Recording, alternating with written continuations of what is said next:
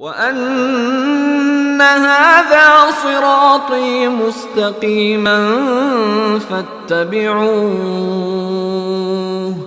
فَاتَّبِعُوهُ وَلَا تَتَّبِعُوا السُّبُلَ فَتَفَرَّقَ بِكُمْ عَن سَبِيلِهِ ذَلِكُمْ وَصَّاكُمْ بِهِ لَعَلَّكُمْ تَتَّقُونَ۔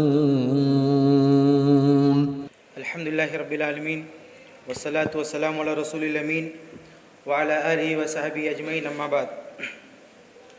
محترم حاضرین، موضوع آپ نے سن لیا ہے۔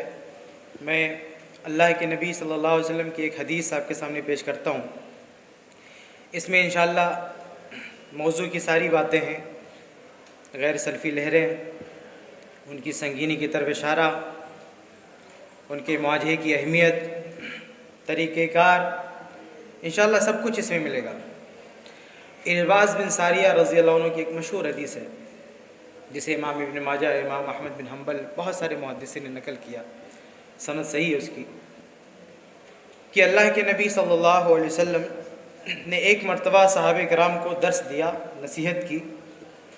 حدیث کے الفاظ ہیں: وَأَذَنَ رسول اللہ صلی اللہ علیہ وسلم موعظۃً، اللہ کے نبی صلی اللہ علیہ وسلم نے ہم کو ایک ایسی نصیحت کی، ذرفت منها العیون ووجلت منها القلوب، کہ وہ نصیحت سن کے، وہ باتیں سن کے ہماری آنکھوں سے آنسو بہہ پڑے، ہمارے دل دہل چکے، ایسی نصیحت تھی۔ صحابہ کرام نے وہ باتیں سنی تو کہا کہ یا رسول اللہ، اے اللہ کے رسول، انہا لموعظۃ مؤدٍ، ایسا لگتا ہے کہ یہ آپ کی الوداعی باتیں ہیں، ایسا لگتا ہے کہ اس کے بعد ہم آپ سے کچھ سیکھ نہیں پائیں گے، ہمارے بیچ میں آپ کا رہنا بہت کم ہے، ایسا لگ رہا ہے آپ ہم سے رخصت ہونے والے۔ کوئی شخص جب رخصت ہوتا ہے، وہ جیسی نصیحت کرتا ہے، آپ اس طرح کی نصیحت کر رہے ہیں۔ تو اللہ کے نبی صلی اللہ علیہ وسلم اگر ایسی کوئی بات ہے کہ ہمارے درمیان اب آپ زیادہ نہیں رہیں گے، تو آپ ہمیں کچھ اور رہنمائی کر دیں۔ اس کے بعد اللہ کے نبی صلی اللہ علیہ وسلم نے رہنمائی کیا۔ یہ آخری نبی صلی اللہ علیہ وسلم کی، یہ سمجھ لیجئے کہ آخری نصیحت ہے۔ ایک چھوٹا سا کنبے کا کوئی مالک ہو، خاندان کا مالک ہو، کہیں رخصت ہوتا ہے، مرنے لگتا ہے، تو اپنے بچوں کو اس آخری وقت میں جو بولے گا وہ کیا ہوگا؟ وہ سب سے اہم بات ہوگی، سب سے سنگین، کسی چیز پر تنبیہ کرے گا تو سب سے سنگین معاملہ ہوگا۔ تو ہمارے یہ تو نبیوں کا سلسلہ جاری تھا، اب ایک تو آخری نبی ہیں، اب آپ کے بعد کوئی نبی نہیں آئے گا جو اس طرح کی نصیحت کرے، اور آخری نبی کی بھی آخری نصیحت ہے، الوداعی کلمات ہیں۔ تو صحابہ نے کہا اللہ کے نبی ماذا تعہد الینا، آپ ہمیں کیا نصیحت کرتے ہیں، کیا وصیت کرتے ہیں کہ آپ کے بعد ہم کیا کریں گے؟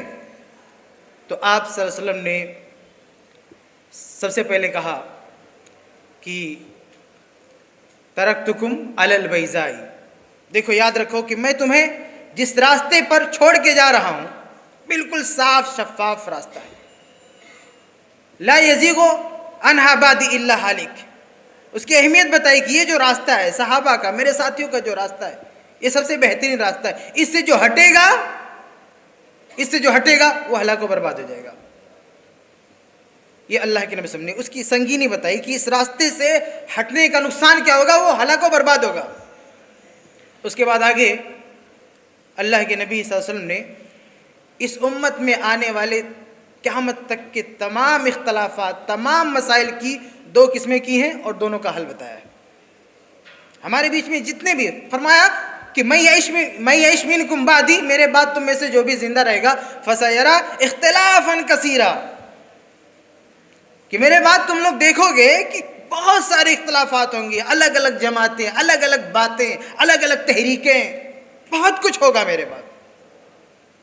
اب یہ جو اختلافات، یہ انتشار، یہ جو کچھ ہو رہا ہے، کتنا سنگین معاملہ ہے کہ اللہ کے نبی صلی اللہ علیہ وسلم نے اس کو اپنی آخری وصیت میں موضوع بنایا اور کہا کہ میرے بعد دیکھو گے بہت سارے اختلافات۔ پھر آپ نے ان اختلافات کی دو قسمیں کی ہیں اور دونوں کا حل بتایا ہے۔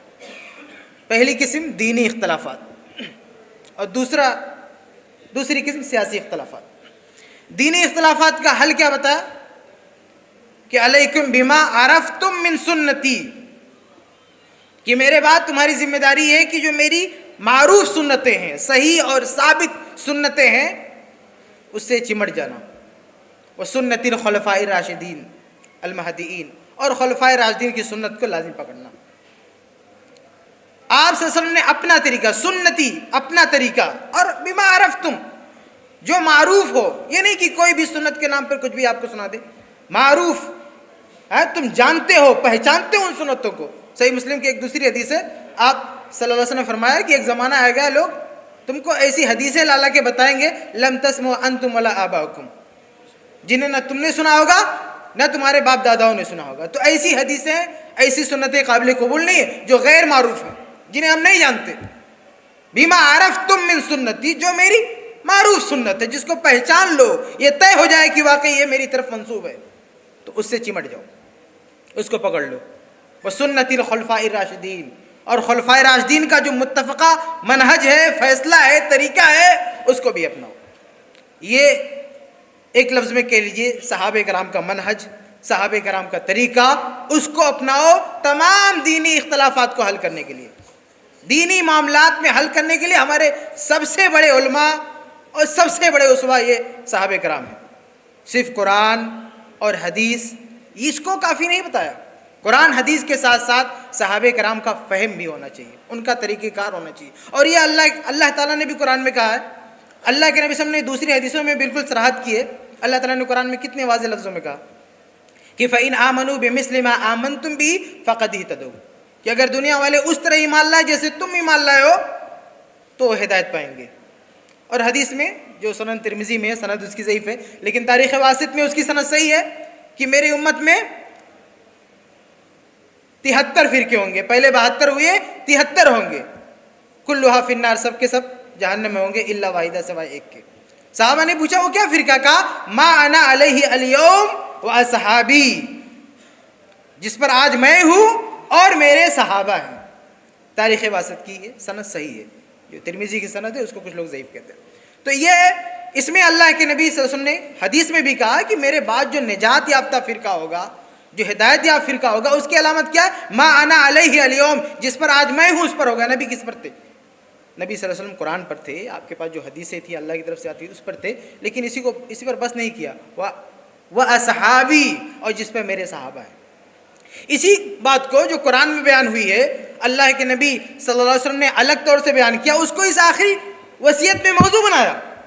کہا کہ میرے بعد جب اختلافات ہوں گے، دینی اختلافات، تو اس میں یہ صحابہ کرام کا وہ طریقہ جو میں چھوڑ کے گیا ہوں، یہ صحابہ کی جو جماعت میں چھوڑ کے جا رہا ہوں، اس سے کوئی ہٹے نہ. جو میرے بعد جو آئے ہماری امت میں وہ اس طریقے سے ہٹے نہ. تو یہ اللہ کے نبی صلی اللہ علیہ وسلم نے ایک حل بتایا صحابہ کرام کا فہم، ان کا طور و طریقہ، کہ وہ ہمارے سب سے بڑے رہنما ہیں، سب سے بڑی اتھارٹی ہیں قرآن اور حدیث سمجھنے کے معاملے میں. ہمیں ان کو لے کر سمجھنا ہے. اس کے بعد علماء کرام اور سب کچھ ہے، ان کے ذریعے سمجھنا ہے. صرف قرآن حدیث یہ جو نعرہ ہے، یہ خارجیت کا نعرہ ہے کہ قرآن حدیث بس، اس کے علاوہ کچھ نہیں. قرآن اور حدیث، بلکہ ہم جو اپنے آپ کو اہل الحدیث کہتے ہیں کہ ہم اہل الحدیث ہیں، تو اس کا بھی ایک مطلب لوگوں نے بتا دیا کہ اہل حدیث کا مطلب صرف قرآن لے لو اور حدیث لے لو، باقی سب ختم. نہ صحابہ، نہ تابعین، نہ علماء، کچھ نہیں. یہ نہیں ہے. محدثین نے جو اہل الحدیث کہا ہے، اس میں کبھی کبھی بعض علماء کی تعبیر اہل الاثر بھی ہے. حدیث میں قرآن بھی مانتے ہیں، نبی صلی اللہ علیہ وسلم کا فرمان بھی مانتے ہیں، صحابہ کے آثار بھی مانتے ہیں. صحابہ کے آثار کو بھی حدیث کہتے ہیں. تو اہل الحدیث کا مطلب اہل القرآن، اہل السنہ اور اہل آثاری صحابہ سب اس میں آ جاتے ہیں. تو یہ اہل الحدیث کا مطلب ہے. یہ جو ہمارا نام ہے، یہ اسی تناظر میں ہے. اللہ کے نبی صلی اللہ علیہ وسلم کی جو یہ حدیثیں ہیں، جو تنبیہ ہیں، اسی سلسلے میں کہ ہم قرآن کو بھی مانتے ہیں، حدیث کو مانتے ہیں، اور صحابہ کرام کو بھی مانتے ہیں. ان کے طور و طریقے پر ہم چلتے ہیں. تو یہ اللہ کے نبی صلی اللہ علیہ وسلم نے ایک حل بتایا ہے کہ دین کے معاملے میں جتنے بھی اختلافات ہوں، اس کا حل کیا ہے؟ قرآن ہے، حدیث ہے، اور صحابہ کرام کا فہم. اور صحابہ کرام کے فہم کا جب حوالہ دیا تو وہاں پہ ایک تنبیہ ہمارے سامنے اور ایک اشارہ بھی مل گیا کہ ہمیں قرآن و حدیث کو سمجھنے کے لیے علماء کی بھی ضرورت ہے. ہمارے امیر محترم ابھی بتا رہے تھے کہ ہم سب علماء ہیں، ایک سے بڑے ہیں. علماء کو بھی ضرورت ہے کہ اپنے بڑے علماء سے رہنمائی لیں. اور آج اتنا بڑا فتنہ ہے کہ علماء تو جانے دیجئے، علماء کو بھی ضرورت ہے کہ اپنے بڑے علماء سے سیکھیں. کوئی کتنا بڑا عالم ہو، ہمیشہ ہمارے اسلاف محدثین آپ دیکھیں کہ وہ بڑے لوگوں کے پاس جایا کرتے تھے. امام مالک رحمہ اللہ کتنے بڑے مفتی ہیں مدینہ کے, لیکن کہتے ہیں کہ جب تک چاروں طرف سے لوگوں نے ایک نہیں کہہ دیا کہ امام مالک تم دین کے بارے میں کچھ بولو, بتاؤ, رہنمائی کرو, تب تک میں نے فتویٰ دینا شروع نہیں کیا.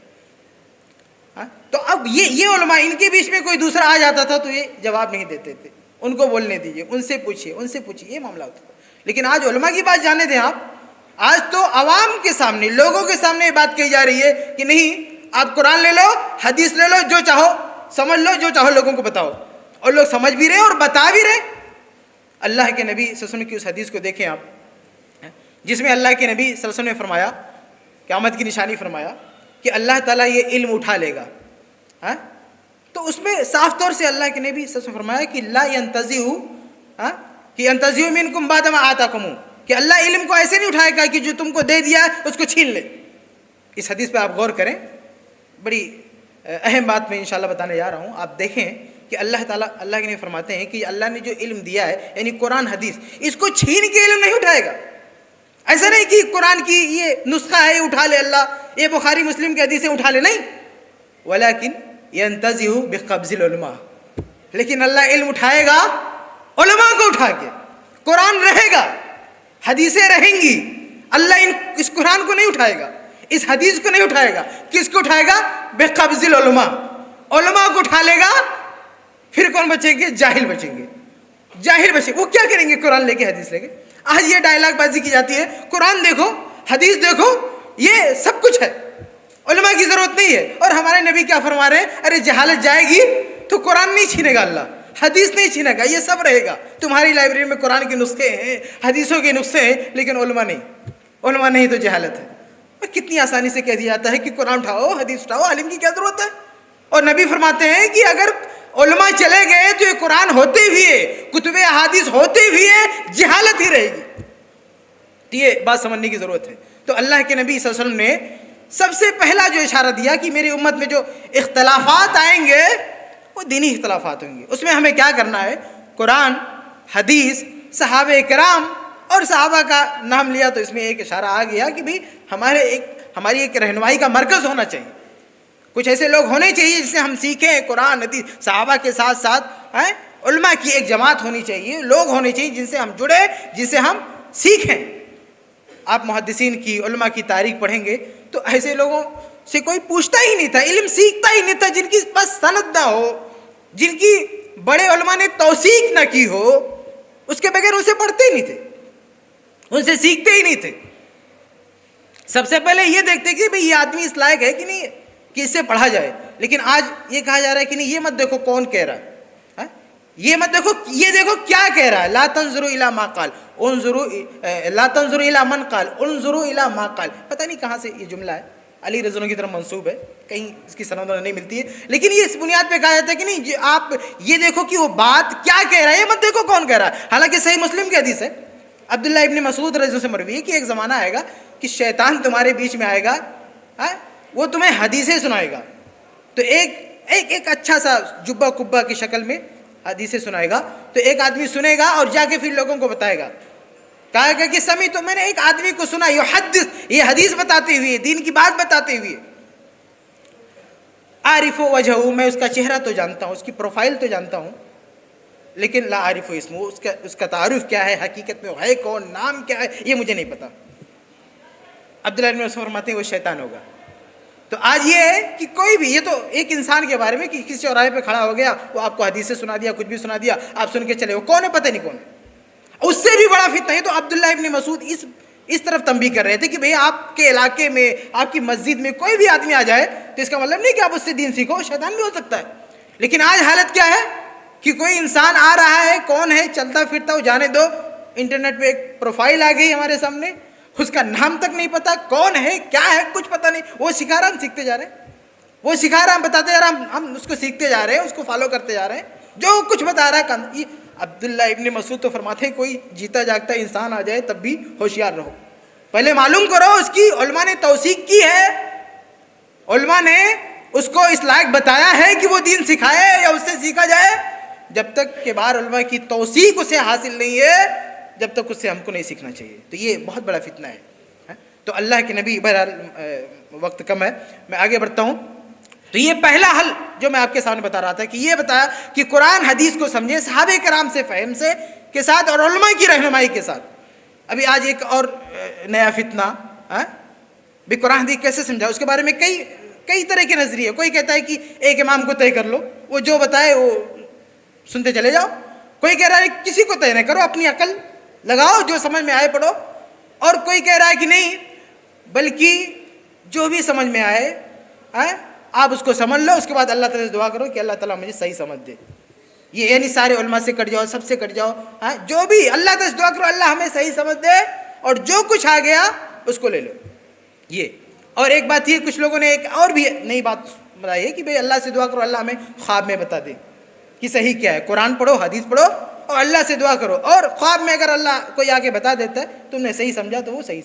یہ بھی ایک فتنہ، یہ بھی کچھ لوگوں میں یہ چیز عام ہے. یعنی بدعت، خرافات، سب کچھ وہ خواب میں کوئی آ کے ان کو بتاتا ہے یہ صحیح ہے، یہ صحیح، یہ صحیح ہے. جبکہ اللہ کے نبی صلی اللہ علیہ وسلم کی جو حدیث ہے، بڑی ہی معروف حدیث ہے، موطا، مستدرک حاکم وغیرہ کی، کہ میں تمہارے بیچ میں دو چیزیں چھوڑ کے جا رہا ہوں.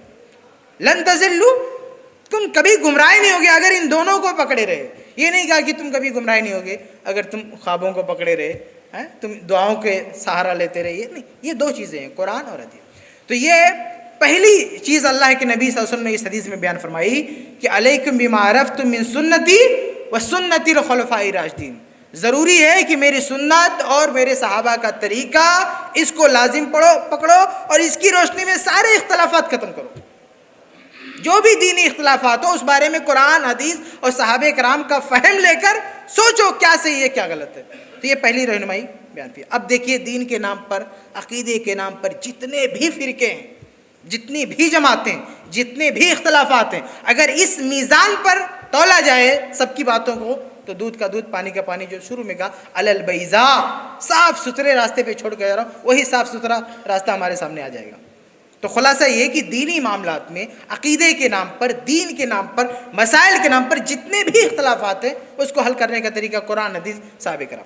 آگے اللہ کے نبی صلی اللہ علیہ وسلم نے دوسری چیز بیان فرمائی، ایک دوسرے فتنے کی طرف اشارہ کیا، دوسرے اختلاف کی اشارہ کیا اور اس کا حل بھی بتایا.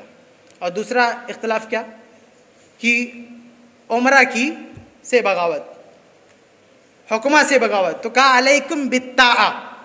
دوسری بات یہ ہے کہ تم اطاعت کو لازم پکڑو، یعنی تمہارے جو خلیفہ ہیں، جو امیر ہیں، ان کی اطاعت کو. علیکم بالطاعہ. اب بڑی تاکید کے ساتھ کہا آگے کہ وَإِنْ، حتیٰ کہ اگر کوئی حبشی غلام، کوئی کالا غلام، معمولی شخص تم پر امیر بنا دیا جائے تو اس کی بھی سنو. تو یہ جو سیاسی اختلافات ہوتے ہیں، جو تنظیمی اختلافات ہوتے ہیں، اس کا حل صرف یہی ہے کہ ہمارا ایک مرکز ہو، ہمارا ایک امیر ہو، ہمارا ایک خلیفہ ہو. تو اس کی روشنی میں ہمیں یہ سارے اختلافات حل کرنا چاہیے. اس کی طرف سے کوئی فیصلہ آ گیا، کوئی رہنمائی آ گئی تو اب ہمیں اس کے خلاف زبان نہیں کھولنا چاہیے. جو بھی اس مرکز سے طے کر دیا گیا ہمیں وہ مان لینا چاہیے، چاہے وہ ایک معمولی غلام کا، حبشی غلام ہی کا فیصلہ کیوں نہ ہو. یہ اتنی بڑی تاکید اس لیے کی گئی ہے تاکہ اس سیاست کے نام پر دنیا بھر کے اختلافات نہ ہوں، ختم. اور آگے، اور اس میں اس بات کی طرف بھی اشارہ ہے کہ جو اللہ کے نبی صلی اللہ علیہ وسلم کا جو طریقہ کار تھا، جو اللہ کے نبی صلی اللہ علیہ وسلم نے جو طریقہ دیا خلافت کا، وہ اگر ہے تو ٹھیک ہے، لیکن اگر وہ نہیں ہے تبھی فاتقوا اللہ ما استطعتم، جتنا ہو سکے ہم کو کرنا چاہیے. ہمارے پاس ایک نظام ہونا چاہیے، جو بھی اس کی شکل ہو، جو بھی طریقہ ہو، ہمیں اس کی کوشش کرنا چاہیے. تو اللہ کے نبی صلی اللہ علیہ وسلم نے ان معاملات میں یہ رہنمائی دی ہے کہ ہمارا ایک نظام ہونا چاہیے.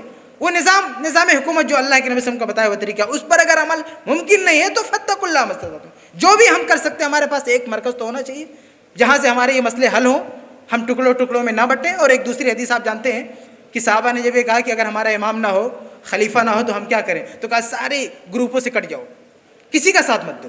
اس کو کچھ لوگوں نے لا کے اس پہلے والے مسئلے سے ملا دیا، وہ دینی معاملات میں اختلاف سے ملا دیا. حالانکہ یہ سیاسی گروپ ہے، یہاں ایک نام ہے، گروپ ہے، وہ کہتا ہمارے ساتھ آؤ، ہم یہ کریں گے، نلیاں بدل دیں گے، وہ کر دیں گے. ادھر ایک ٹیم ہے، ادھر ایک ٹیم ہے، یعنی چاروں طرف ایک گروپ بکھرا ہوا ہے سیاست کے نام پر.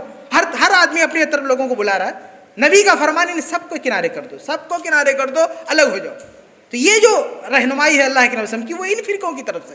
وہ دینی جو دین کے نام پر مسائل کے نام پر جو گروپ بنے وہ مراد نہیں ہے، بلکہ یہ جو سیاست کے نام پر الگ الگ جماعتیں بن گئی، الگ الگ تحریکیں بن گئی، ان سے اللہ کے نبی صلی اللہ علیہ وسلم نے کہا سب سے کٹ جاؤ، ان کے پاس نہ رہو، یہ خارجیت، یہ گمراہی ہے، ان سے دور رہو۔ تو یہ جو طریقہ دوسرا جو اختلاف کا معاملہ شروع ہوتا ہے، اس میں اللہ کے نبی صلی اللہ علیہ وسلم نے کہا کہ اس میں جو نظام اسلامی نظام ہے اس پر عمل کرو، اور اس کے مطابق اگر وہ نہیں ہے تو ہمارے فتقوا اللہ، جتنا ہم سے ہو سکے ہمیں وہ کرنا چاہیے، اور اس میں بھی ہمیں صحابہ اور اللہ کے نبی صلی اللہ علیہ وسلم کے منہج کو، ان کے طریقہ کار کو سامنے رکھنا چاہیے۔ میں 1-2 منٹ آپ کا اور لوں گا۔